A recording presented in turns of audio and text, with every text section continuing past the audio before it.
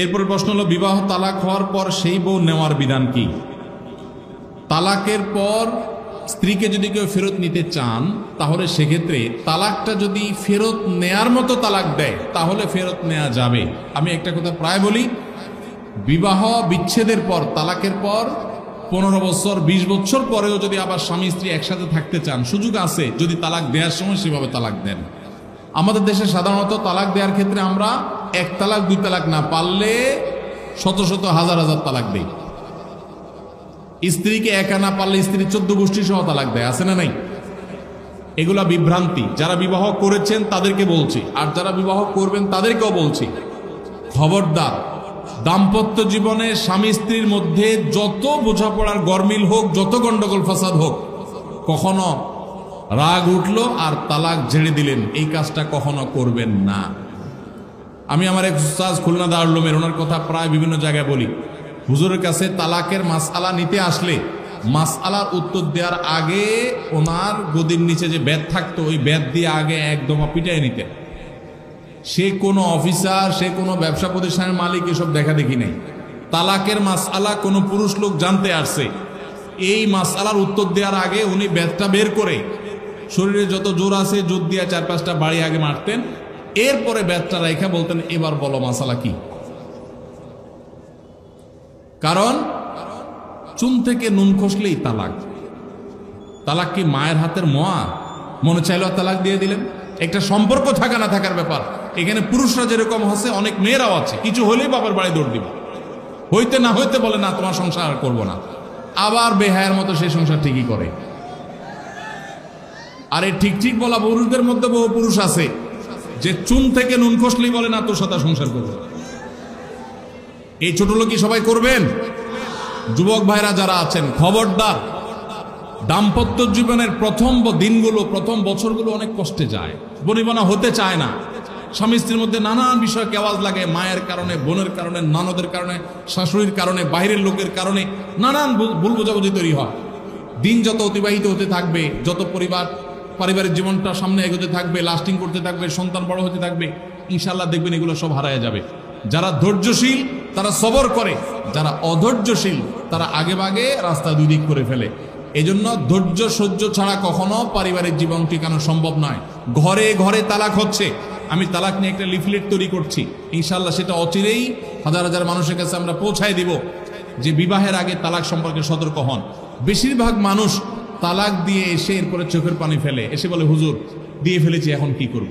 আপনি যদি 3টা তালাক দিয়ে শেষ করে থাকেন, তাহলে সেক্ষেত্রে আপনার স্ত্রীর সাথে আপনার সংসার করার সুযোগ যদি নষ্ট করেন, গোটা পৃথিবীর সব হুজুর একসাথে হয়ে, মক্কা মদিনার ইমাম সাহেব যদি একসাথে হন, আপনাকে আপনার স্ত্রীর সাথে সংসার করার সুযোগ দিতে পারেন না। কারণ ব্যাপারটা হলো ছুরি মারার মতো। আমার পেটে ছুরি মেরে দিলেন, এরপর আপনি জিহ্বা কামড়াচ্ছেন, আফসুস করছেন। আফসুস আপনি করতে পারেন, আমি আর জীবিত হয়ে যাব না। দাম্পত্য সম্পর্কটা এরকম। এজন্য খবরদার, রাগের মাথায় যদি ডিসিশন নেন যে তার সাথে আমি সংসার করব না, তখন স্ত্রীকে কিছু বলবেন না। আমি যদি এজন্য বলি, রাগ উঠেছে, পারলে একটা ধাক্কা দিলেন, একটা বকা দিলেন, ভালো কথা বলে বকা দিলেন, গালিগালাজ না, পারলে একটা চিমটি দিলেন। যদি আপনি অন্যায় করে থাকেন তাহলে আপনার বিচার করা যাবে। কিন্তু যদি তালাক দিয়া বসেন, সালাতুন জিদ্দুহুন্না জিদ্দুন ওয়া হাজলুহুন্না জিদ্দুন, নবীজি সাল্লাল্লাহু আলাইহি সাল্লাম বলেছেন 3টা কাজ ইচ্ছাকৃত করলে যা হবে, দুষ্টমি করে করলেও তা হবে। আমাদের দেশে বিভিন্ন জায়গায় এক সময় ছিল, এখন আছে কিনা জানি না, অনেক এলাকা প্রশাসন, অনেক ভাইরা তারা বড় বড় সাইনবোর্ড লাগিয়ে রাখছে, রাগের মাথায় তালাক দিলে তালাক হয় না। দেখছেন আপনারা এই সাইনবোর্ড? কেউ দুর্ভাগ্য হয় নাই কারণ এরকম সাইনবোর্ড অনেক জায়গায় আছে। আমাদের দুর্ভাগ্য যে আমাদের ফটো অনেক সময় আমাদের প্রশাসন অনেক বাইরেই দিয়ে দেয়, রাগের মাথায় তালাক দিলে নাকি তালাক হয় না। তালাক কি মানুষ মহব্বত করতে করতে দেয়? স্ত্রীর সাথে মহব্বত, ভালোবাসা, আতিশয্যে তালাক দিয়ে দেয়? তালাক তো দেয় রাগের মাথায়।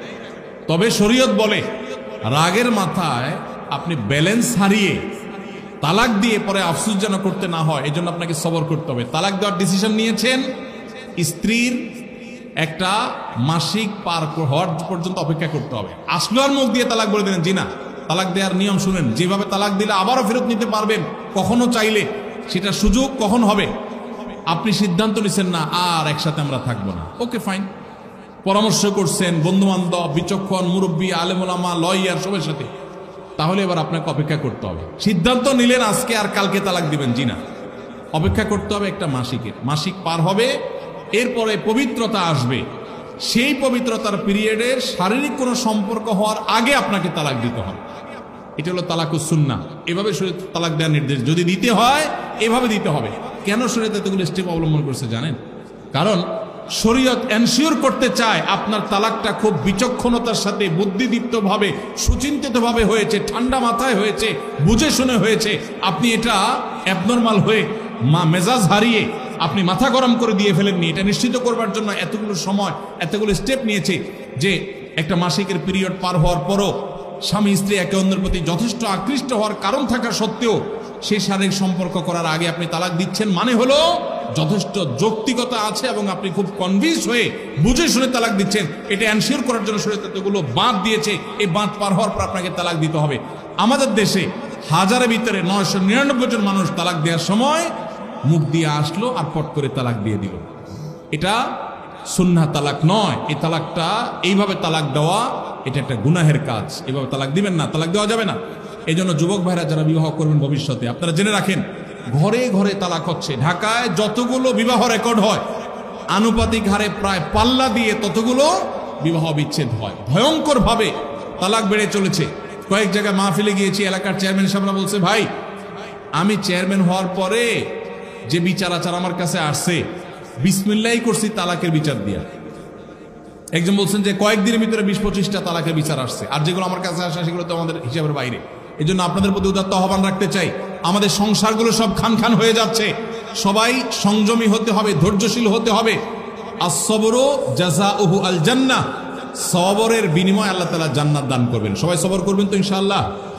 দাম আর যা হোক, খবরদার কখনো মাথা গরম করে তালাক দিবেন। আমি যেভাবে বলেছি সুন্নাহসম্মত তালাক, এভাবে যদি পিরিয়ড যাওয়ার পরে, সুস্থ হওয়ার পর, শারীরিক সম্পর্কের আগে একটা তালাক দিবেন, এটা হলো সুন্নত। তালাক কয়টা হবে? একটা। একটার বেশি তালাক দিবেন সেটা জায়েজ হলো না। জায়েজ হবে একটা তালাক। একটা তালাক দিলেন, বাস রেখে দিলেন। 2 মাস 3 মাস পার হয়ে গেল, অটোমেটিক সম্পর্ক ছিন্ন হয়ে গেলে দুজন দুদিকে যেতে পারেন, আলাদা বিয়ে হতে পারে। আবার বহুকাল পরে চাইলে নিজেরা শুধু বিবাহ পড়িয়ে আগদ করে আবার একত্র হয়ে যেতে পারবেন।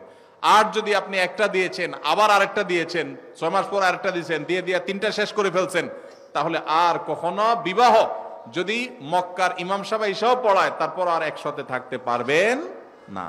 আল্লাহ তাআলা আমাদেরকে এই বিবাহ বন্ধন এবং তালাকের ক্ষেত্রে শরিয়াকে মেনে চলার তৌফিক দান করুন।